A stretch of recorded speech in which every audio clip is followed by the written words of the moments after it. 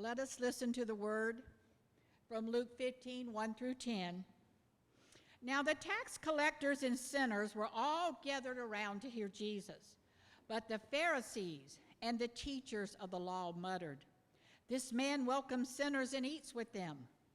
Then Jesus told them this parable.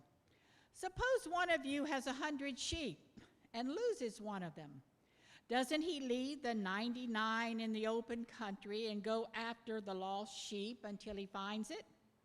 And when he finds it, he joyfully puts it on his shoulder and goes home. Then he calls his friends and neighbors together and says, "Rejoice with me. I have found my lost sheep." I tell you that in the same way there will be more rejoicing in heaven over one sinner who repents than over 99 righteous people who do not need to repent. Or suppose a woman has 10 silver coins and loses one. Doesn't she light a lamp, sweep the house, and search carefully until she finds it? And when she finds it, she calls her friends and neighbors together and says, "Rejoice with me. I have found my lost coin." In the same way, I tell you, there is rejoicing in the presence of the angels of God over one sinner who repents. May God add his blessings on this his word.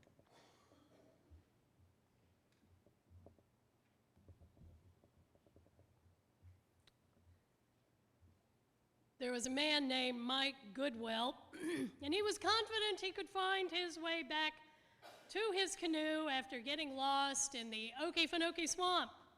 He was right. He found his way out of the swamp. It only took him 41 days to do it.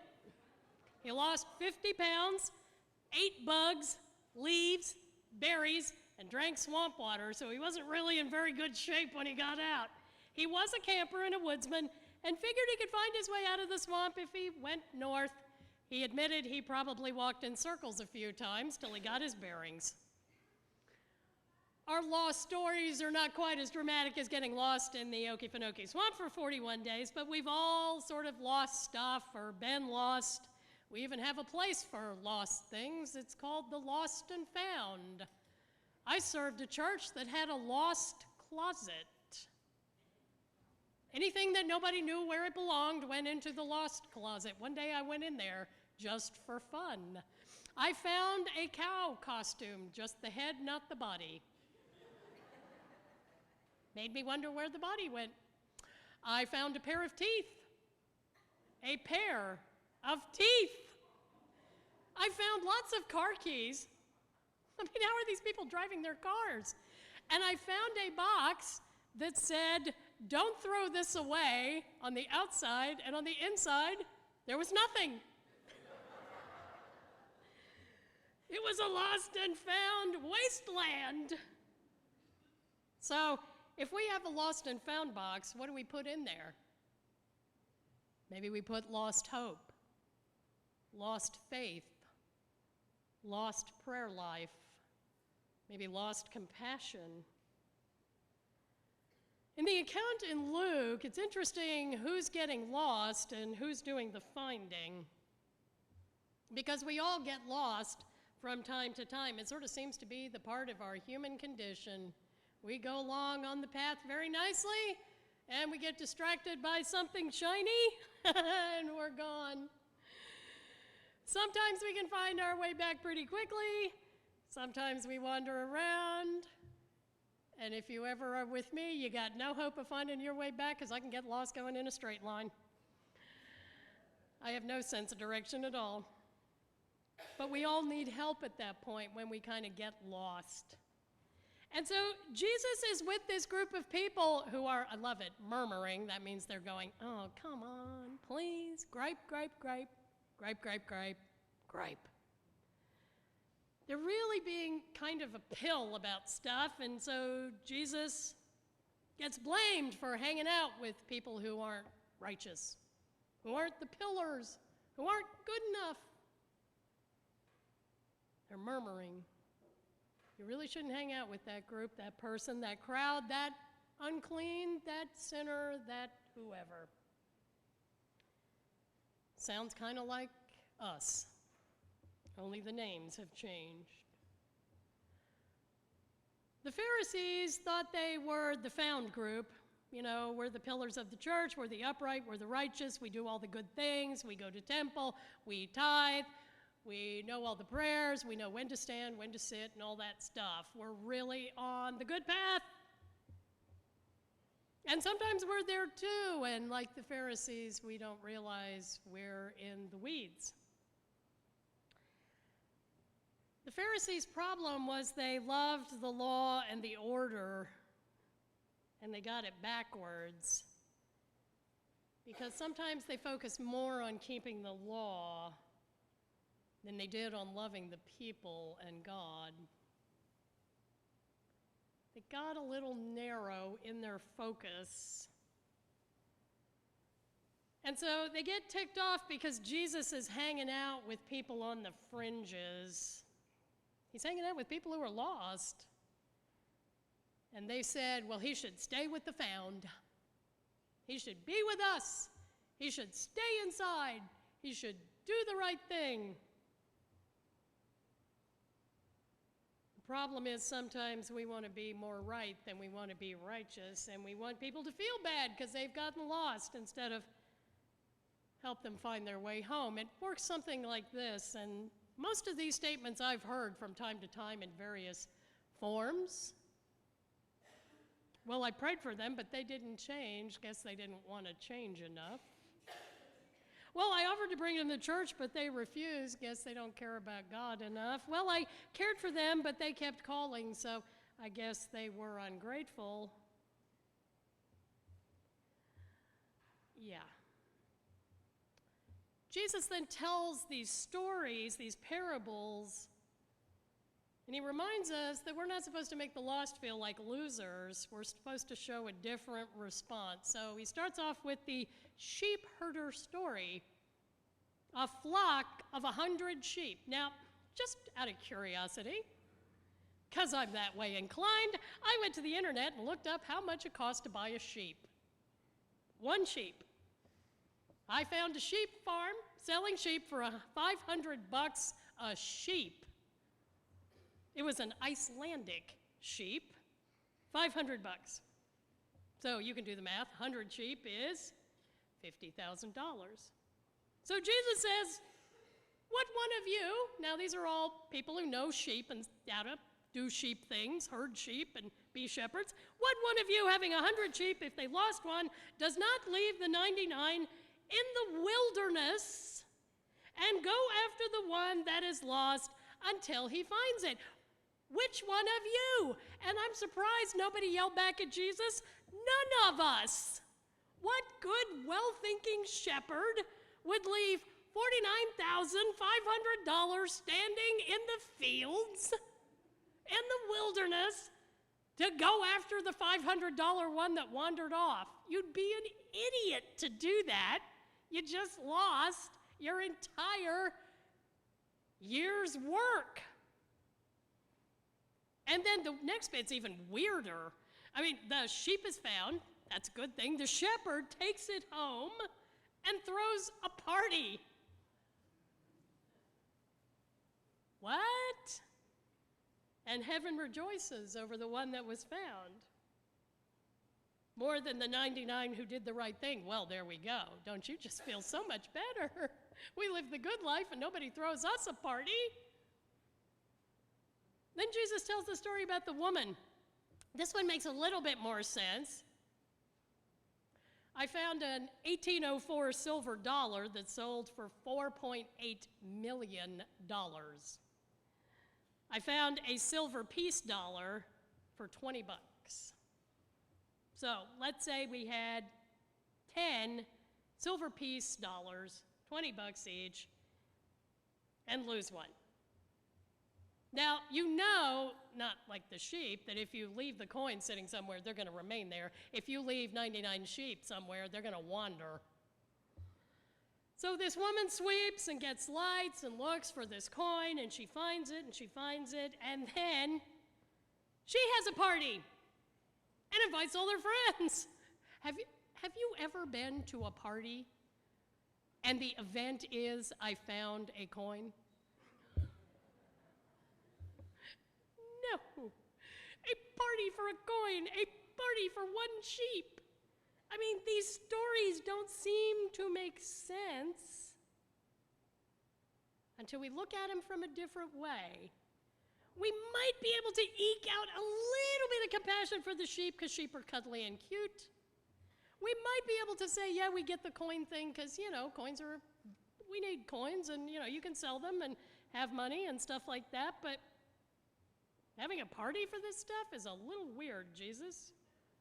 Really, truly. I mean, the sheep didn't care it got lost. The coin didn't care it got lost. The coin could have laid under the sofa cushions for 100 years and it wouldn't have minded. The other 9 are still laying on the table. What difference does it make? The lost sheep, the lost coin,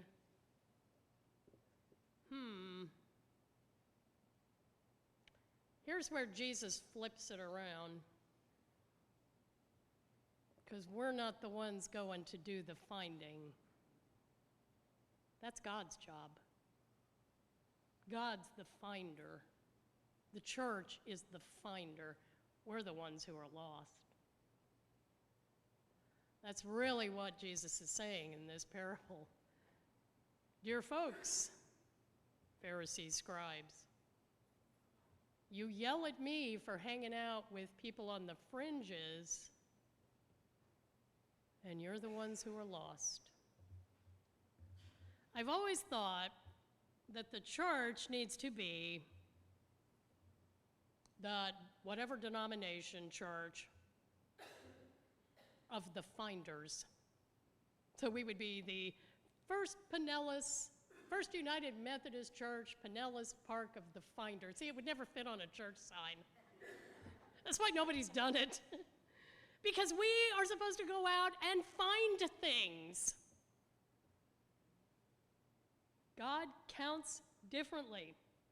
We would say, I'm not leaving 99 investments in a field or even in the wilderness to go find one.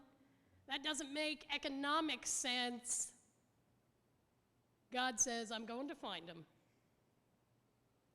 We would say we lost 1 coin, well, we got 9 more. God says, I'm going to find it.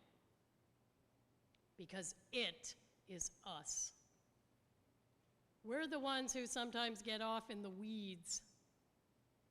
For God, there is no scale adequate to measure God's devotion for us. It's just immeasurable.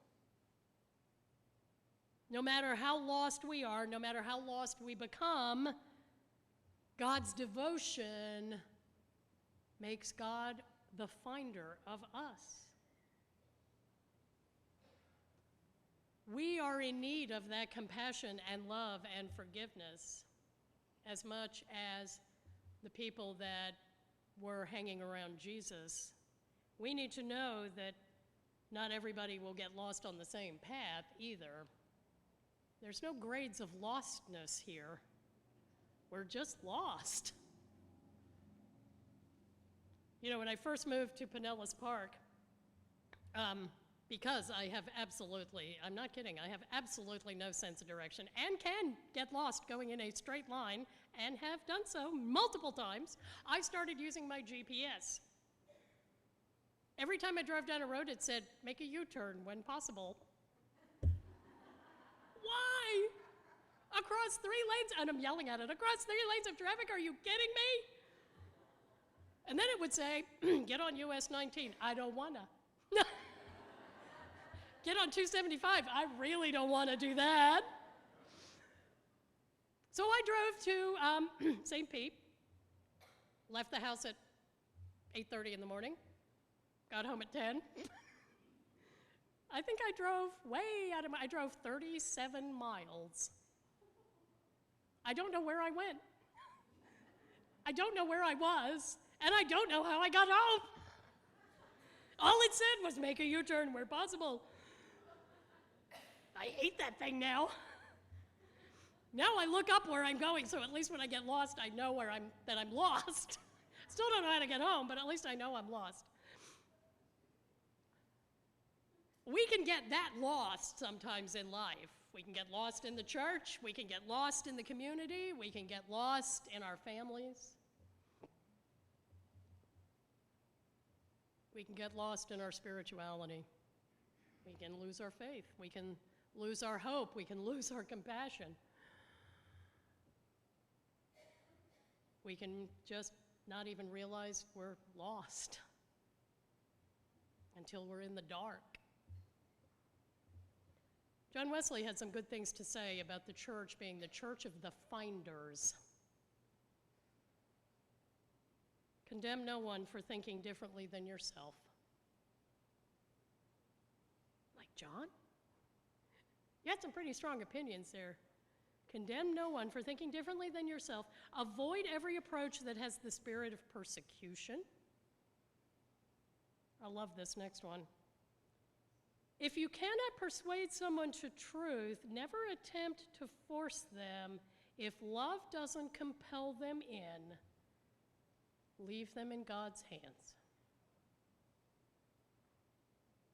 If you cannot persuade someone to truth, don't attempt to force them into it. If love doesn't compel them to come in, leave them in God's hands. So we're lost. God comes to get us. You know what he doesn't do? He doesn't take the sheep, pick it up by its wool, look it straight in the face and say, "You're a stupid sheep for getting lost." The woman didn't find the coin and throw it in the garbage. The shepherd carried the sheep home. The woman dusted the coin off. They didn't make the lost feel like a loser or harp on the lost part of the lost. They celebrated the found. You've come home. Isn't this wonderful? I read this during the week. There's a story was told to a group of highly religious people who fancied themselves as the 99 sheep and the 9 coins who were always good and never got lost. The 99 would never run off. The 9 would never get lost. This is the good news.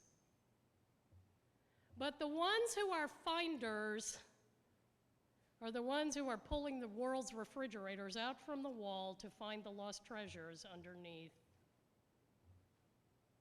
Oh, if only people would accuse Jesus' church of welcoming sinners and eating with them. Because nobody does that. Except Jesus and those who follow him.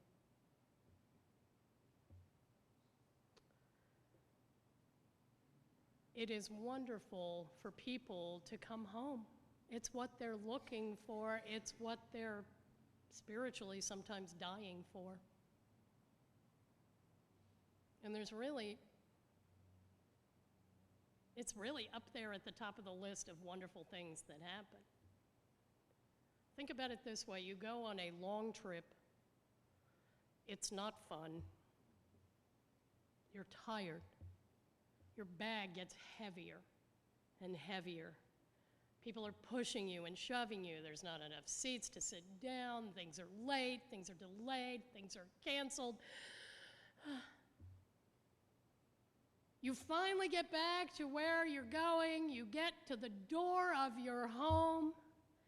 Before you even touch the doorknob, the door is thrown open, and the person you love most in the world grabs you up in a great big hug and says, "I'm so glad you're back.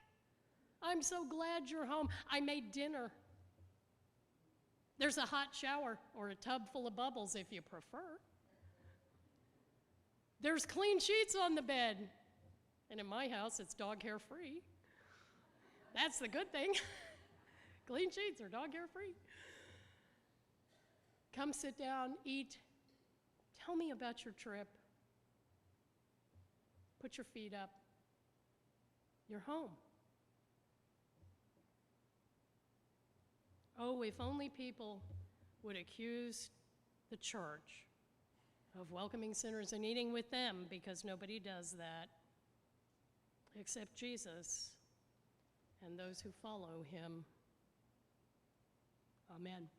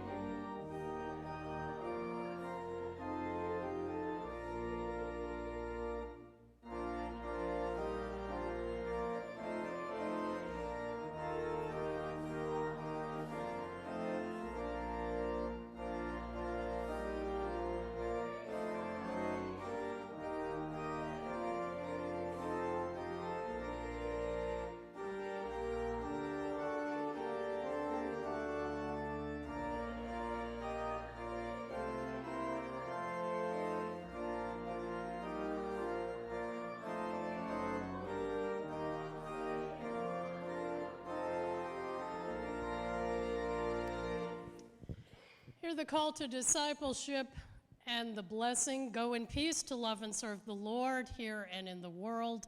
Amen.